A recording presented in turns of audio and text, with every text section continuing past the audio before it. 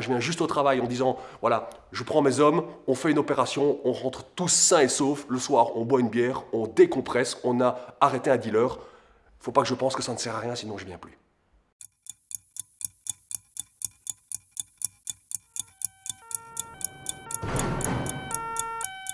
Je mène dans le cadre du plan d'action de la zone où je travaille une lutte contre le trafic de drogue.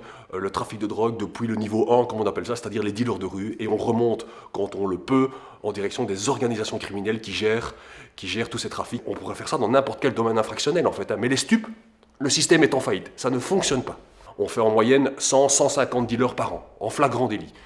Moi je prends mes hommes, mais vous me donnez 50 hommes. En plus, je vais tripler, quadrupler mes chiffres, mais il y aura toujours des dealers dans les rues du centre-ville, ça ne changera jamais. Et je ne sais pas si les gens se rendent compte de l'argent que l'État engloutit dans la lutte contre les stupes quand on voit le résultat qui est obtenu.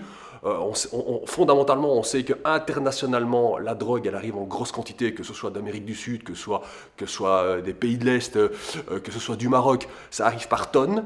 Et nous, on lève les bras au ciel en nous félicitant quand on saisit 2 kilos sur un mois de temps. Donc c'est quand même un truc de fou. Donc il faut quand même se rendre compte que budgétairement parlant, le système est complètement en faillite. Pour l'instant, tout le monde met la tête dans le trou, comme les autruches, on n'en parle pas et on préfère laisser ces produits aux mains des organisations criminelles qui génèrent un pognon de fou en mettant une molécule sur le marché, qui est coupée parfois avec de la strychnine, de la morora, du paracétamol, du dafalgan, mais ça tout le monde s'en fout. Et moi je dis que si aujourd'hui on renverse la vapeur, si on change la polarité des choses et qu'on dit on va mettre en place un système qui permet aux gens de consommer ceux qui ont envie, mais en connaissance de cause et avec un maximum de prévention, je pense qu'on va solutionner le problème.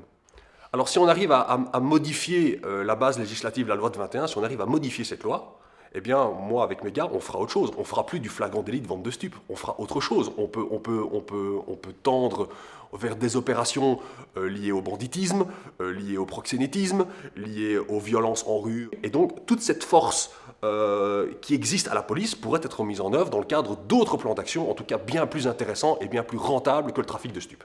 On laisse tout entre les mains des organisations criminelles qui s'enrichissent par millions ou par milliards chaque année. Donc moi, ce que je fais comme travail, à part enrichir les organisations criminelles, je n'améliore pas le système.